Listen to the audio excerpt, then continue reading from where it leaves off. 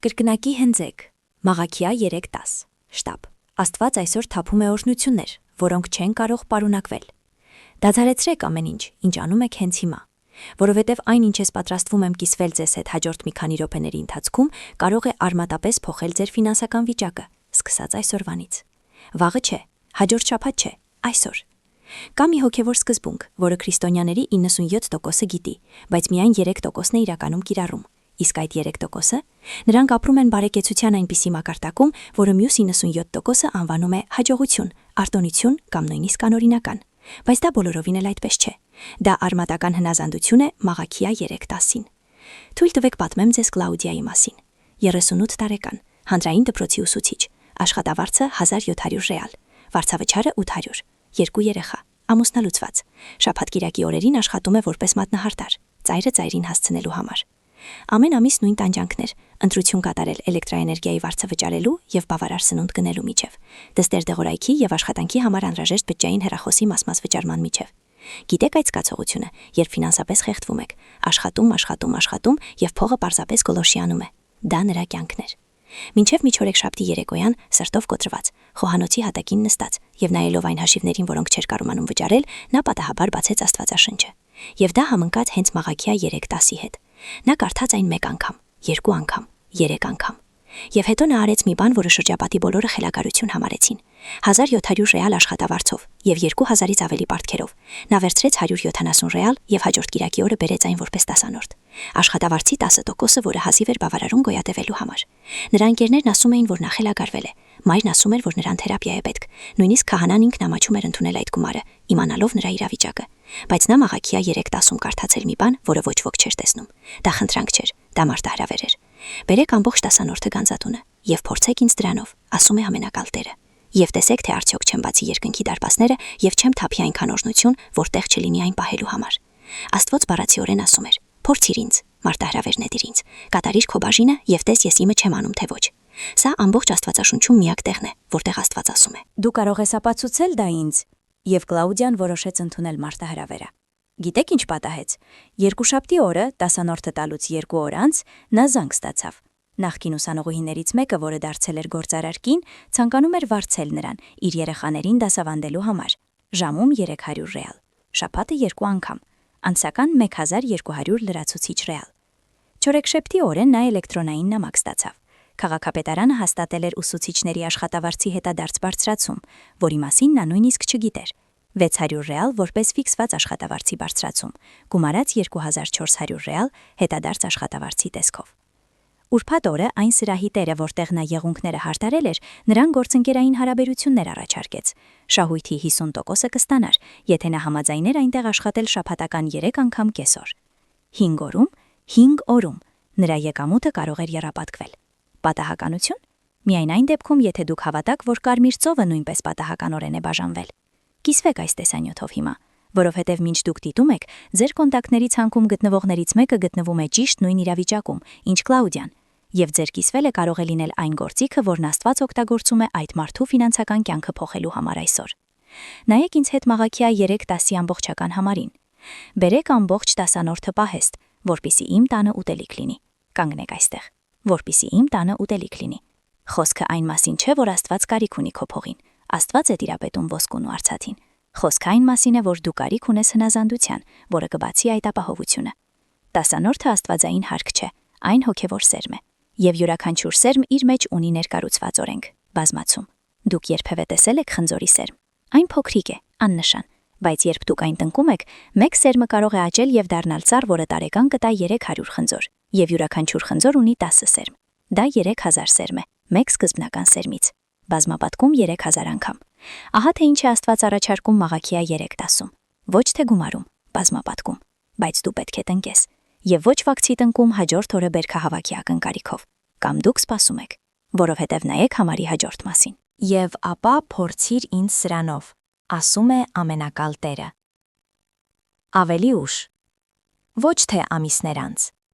ոչ թե տարիներ անց, ավելի ուշ։ Աստծո հետոն շատ ավելի արագ է, քան մեր հետոն։ Կլաուդիան այն հավաքեց 5 օրում, բայց ես գիտեմ մարդկանց, ովքեր այն հավաքեցին 5 ժամում։ Ինչպես Ռոջերը։ Գործարար։ Շինարարական ոլորտում բիզնեսով զբաղվող։ Նա ուներ մեծ պայմանագիր, որը կասեցված էր 3 ամիս։ 500,000 ռեալ էր կապված։ Հաճախորդը չէր ստորագրում, չէր ժխտում։ Պարզապես շարունակում էր հետաձգել։ Եվ Ռոջերիոն ծանր վիճակում էր։ Նա վարկ էր վերցրել, հույսը դնելով այդ պայմանագրի վրա։ Տոկոսները նրան կենդանի էին կուլ տալիս։ Մի կիրակի առավոտ քահանան քարոզեց Մաղաքիա 3:10-ի մասին։ Եվ Ռոջերը զգաց կա կրծքին խրված դանակի պես։ Որովհետև նա չկոտրեց։ Նա լավ էր վաստակում, բայց տասանորդ չէր տալիս։ Նա միշտ արդարացում ուներ։ Ես հաջորդ ամիս կկարգավորեմ ամեն ինչ։ Ամեն ինչ հիմա լարված է։ Աստված հասկանում է իմ իրավիճակը։ Բայց այդ կիրակի նրան մեջ ինչ-որ բան կոտրվեց։ Նա հանեց բջջային հեռախոսը, բացեց բանկային հավելվածը և եկեղեցում փոխանցեց 50,000 ռեալ։ Պայմանագրի 10%-ը, որը նա դեռ չէր ստացել։ Կինը գրեթե սրտի կաթված ստացավ, երբ տեսավ դա։ Խելագարվել ես։ Մենք քեզ փող ենք պարտք։ Նա պարզապես պատասխանեց. Ես Աստծուն եմ փորձում։ 5 ժամ անց։ 5 ժամ։ Հաճախորդը զանգահարեց. Ռոջերիո, ներողություն ուշացման համար։ Ես վաղ առավոտյան կստորագրեմ։ Կարող եք հաշիվ ապրանքագրի տրամադրել։ Հնազանդության և պատասխանի միջև 5 ժամ։ Բայց դա դրանով չավարտվեց։ Հաջորդ շաբաթ մի մրցակից, որը սնանկանում էր, նրան առաջարկեց ընկերությունը շուկայական արժեքի 1/3-ի դիմաց, եթե նա համաձայնվեր ստանձնել աշխատանքային պարտքերը։ Նա հաշվարկներ արեց։ Նույնիսկ պարտքերը ստանձնելով ընկերությունն արժեր։ Այն ուներ գործող պայմանագրեր,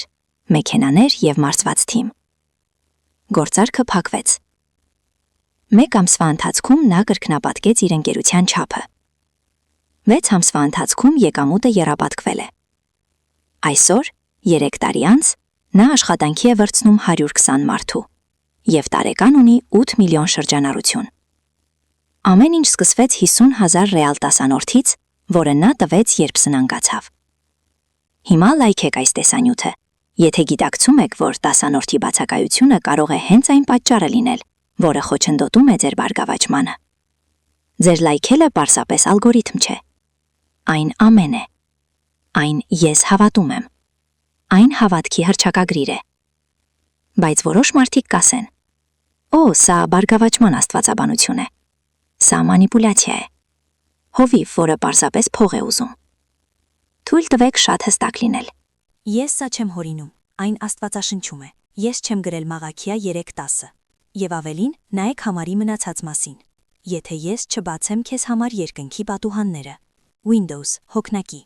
Սա մեկ պատուհան չէ, սա մի քանի պատուհան է։ Դա նշանակում է եկամտի բազմաթիվ աղբյուրներ, բազմակի օրհնություններ, բազմակի հնարավորություններ։ Երբ դուք հավատարիմ եք տասանորդ տալու հարցում, Աստված ձեզ չի օրհնում միայն մեկ ձևով։ Նա միաժամանակ մի քանի ծորակ է բացում։ Դա լրացուցիչ եկամուտ է, որը հայտնվում է։ Դա աշխատավարձի բարձրացում է, որին դուք չէիք սպասում։ Դա պարկ է, որը ներվում է։ Դա հաշիվ է, որը գալիս է ավելի փոքր գումարով։ Դա առաջարկ է, որը ինչ-որ մեկը անում է ձեզ։ Դա հնարավորություն է, որը ծնվում է ոչ մի տեղից։ Դա մեկ օրհնություն չէ։ Դա օրհնություններ են, հոգնակի։ Բայց ահա այն հատվածը, որը սարսուր է հաչացնում ինձ մոտ։ Եվ ձեզ վրա այնպիսի օրհնություն չթափի, որ դուք ունենաք ամենամեծ արատությունը։ Մի թափեք նշանակում է, որ Աստված բառացիորեն կթափի այն։ Սա կաթիլ չէ, սա ջրհեղեղ է, դա փշրանք չէ, դա ձնահոսք է։ Այստեղ թափել թարգմանվող եբրայերեն բառը նույնն է, ինչ որ օգտագործվում է հեղեղատարապ անձրևը նկարագրելու համար։ Այնպիսի անձրև, որը ստիպում է նայել ու ասել. «Վայ, հեղեղատարապ անձրև է»։ Սա այն օրհնությունն է, որը Աստված խոստանում է։ Այնքան արատ, որ պահելու տեղ չես ունենա։ Բաժանորդագրվեք ալիքին հիմա եւ միացրեք ծանուցումները, քանի որ ես կշարունակեմ բացահայտել բարգավաճման սկզբունքներ, որոնք ամբողջությամբ կփոխակերպեն ձեր ֆինանսական կյանքը։ Մի բաց թողեք հաջորդ տեսանյութերը։ 5 կտակարանում կա մի պատմություն, որը կատարելապես պատկերում է այն, ինչի մասին ես խոսում եմ։ Երկրորդ Թագավորաց գլուխ 7։ Սամարիան շրջապատված էր, համատարած սով։ Մարդիկ բառացել են ուտում էին իրենց սեփական երեխաներին սաստիկ սովի պատճառով։ Վիճակը հուսահատ էր, անհնար, անդառնալի։ Ապա Եղիսե մարգարեն մարգարեացավ. Վաղը այս ժամին առատ կլինի։ Եվ բոլորը ծիծաղեցին. Ինչ, մենք շրջապատված ենք, սնունդ չկա, ելք չկա։ Բայց Աստված ծրագիր ուներ։ Այդ գիշեր Աստված թշնամու բանակին կարգերի ձայն լսեցրեց։ Նրանք կարծեցին, թե Իսրայելը ուրիշ բանակներ է վարձել իրենց վրա հարձակվելու համար։ Նրանք խուճապի մատնվեցին եւ փախան, ամեն ինչ թողնելով իրենց ետևում։ Սննդով լի վրաններ, արծաթ, ոսկի, հագուստ, կենդանիներ։ Հաջորդ օրը ժողովուրդը դուրս եկավ եւ այնպիսի առատ պաշար գտավ, որ ուտելիքը էժանացավ, ճիշտ այնպես, ինչպես մարգարեն էր ասել։ 24 ժամվա ընթացքում լիակատար սակավությունից մինչև լիակատար առատություն։ Սա Մաղաքիա 3:10-ի թափումն է։ Աստված չի խոստանում աստիճանական բարելավում, նա խոստանում է գերբնական շրջադարձ։ Բայց կա մի պայման. բերեք բոլոր դասանորդները։ Բոլորը, մի հեռացիր, ոչ թե երբ ինչ-որ բան մնա, ոչ թե եթե կարող ես։ Բոլորը։ Որոշ մարդիկ դասանորդ են տալիս, երբ շատ ունեն, երբ դժվար ժամանակներ են լինում, նրանք խնայում են։ Բայց հենց դժվարությունների ժամանակ է, որ ամենաշատը պետք է կործանես, որովհետև հենց դժվարությունների ժամանակ են հրաշքներ դրսևորվում։ Սարեփթացի այրին իր վերջին կերակուրն էր ուտում սովից մեռնելուց առաջ։ Եղիան խնդրեց նրան նախտորդ թքել իր համար։ Խելագարություն, բնական տեսանկյունից այո, բայց նա հնազանդվեց։ Եվ ալյուրն ու ձիթապտղի յուղը երբեք չէին վերջանում։ 3 տարվա երաշտի ընթացքում նա ամեն օր պաշար ուներ, որովհետև նա նախ Աստծուն էր պատվում։ Սա առաջնահերթություն է։ Դասանորդը այն չէ, ինչ մնում է, այն է, ինչ առաջինն է գալիս։ Առաջին պտուղները։ Մեկնաբանեք Աստված առաջինը, եթե պատրաստ եք Աստծուն դնել ձեր ծախսերից վեր։ Ձեր մեկնաբանությունը ձեր մարգարեական հայտարարությունն է, որ դուք Աստծուն ավելի շատ եք վստահում, քան ձեր աշխատավարձին։ Հիմա ես քեզ պատմելու եմ Ֆերնանդայի մասին։ Նրան հենց նոր էին ազատել աշխատանքից։ 8000 ռեալ արձակման փոխհատուցում եւ 8000 ռեալ վարկային քարտի պարտք։ Ամենախելամիտ բանը կլիներ արձակման նպաստը վերցնելը եւ պարտքը մարելը, չէ՞։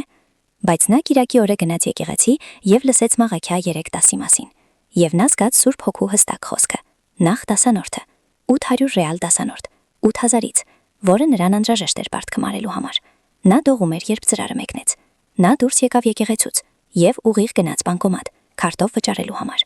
Երբ նա քարտը մցրեց, էկրանին տարօրինակ բան ցուցադրվեց։ Չվճարված մնացորդ 0։ Նա կարծեց, թե սխալ է։ Նա կրկին փորձեց 0։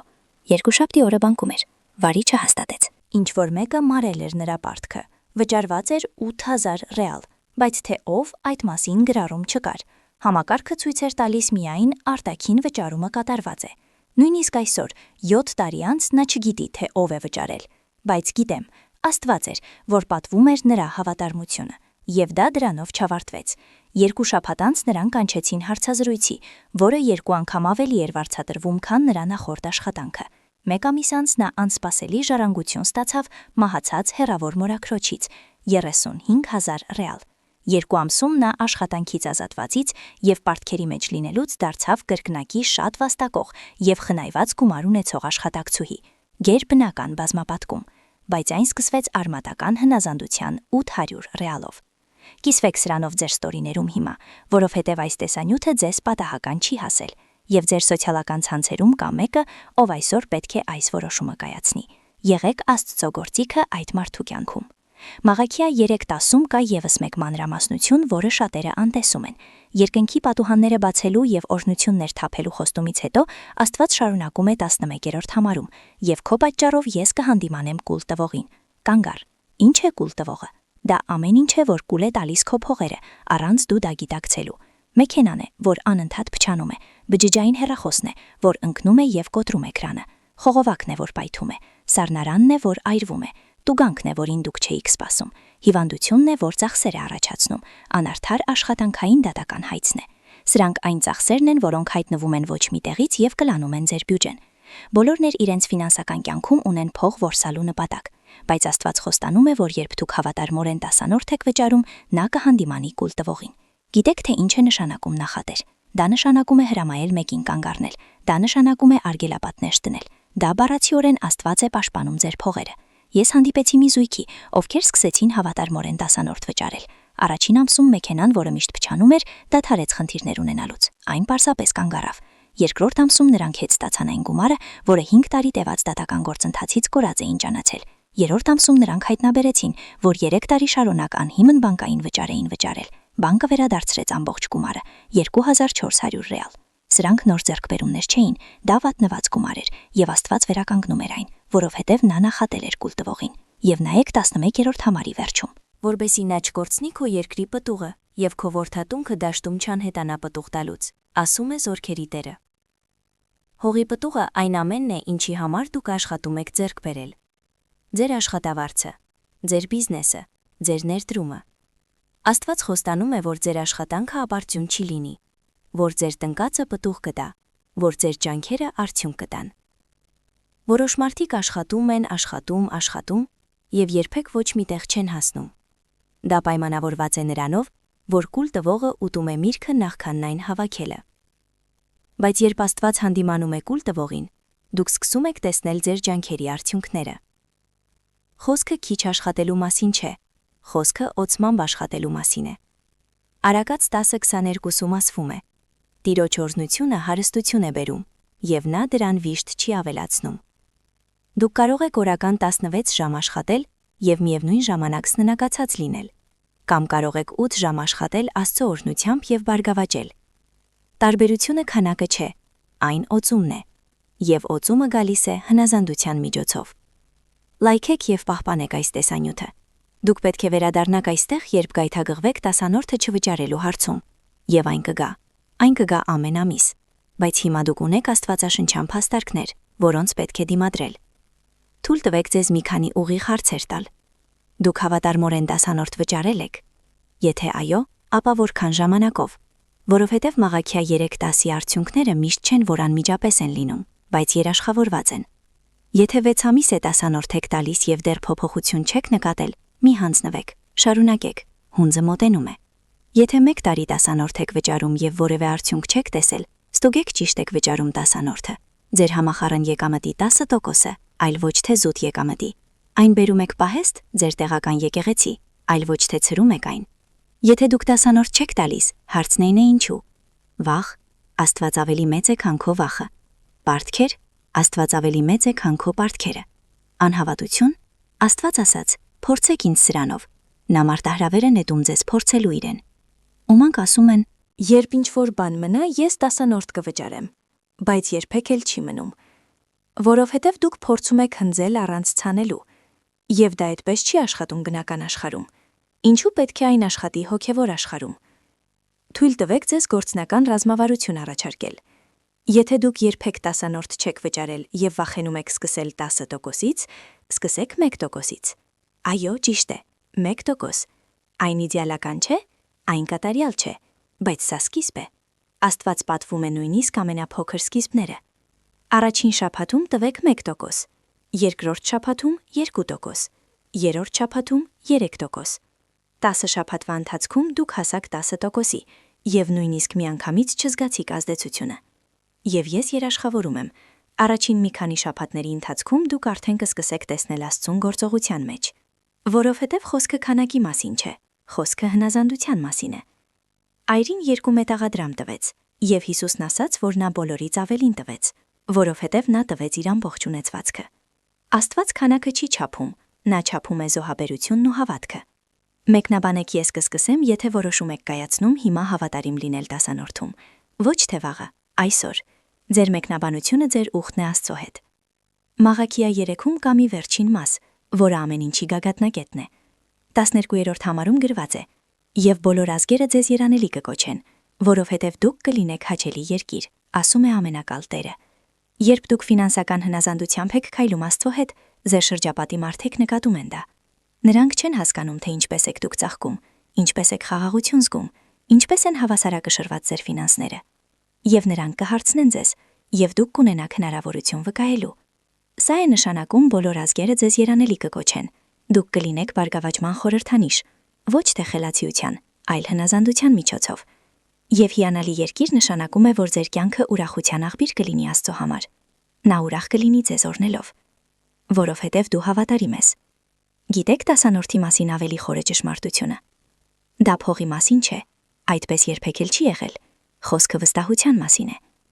Երբ տասանորդ ես տալիս, հատկապես երբ դրամական միջոցներդ քիչ են, Աստծուն ասում ես. «Ես քեզ ավելի շատ եմ վստահում, քան իմ փողին։ Ես հավատում եմ, որ դու իմ կերակրողն ես։ Ես գիտեմ, որ դու հավատարիմ ես»։ Եվ Աստված արձագանքում է այդ վստահությանը։ Ոչ թե որովհետև նա քո փողի կարիքն ունի, այլ որովհետև նա ուզում է, որ դու զգաս, որ նա բավարար է։ Տասանորդը ձեր հավատքի չափանիշն է։ Այն ցույց է տալիս, թե արդյոք դուք իսկապես վստահում եք Աստծուն, թե պարզապես ձևականորեն եք հավատում դրան։ Եվ շատերը չեն հանձնում այս թեստը։ Բայց դուք չեք ձախողվի, որովհետև դու այսքան հեռու ես եկել, որովհետև դու լսում ես, որովհետև Սուրբ Հոգին հենց հիմա քեզ հետ է աշխատում։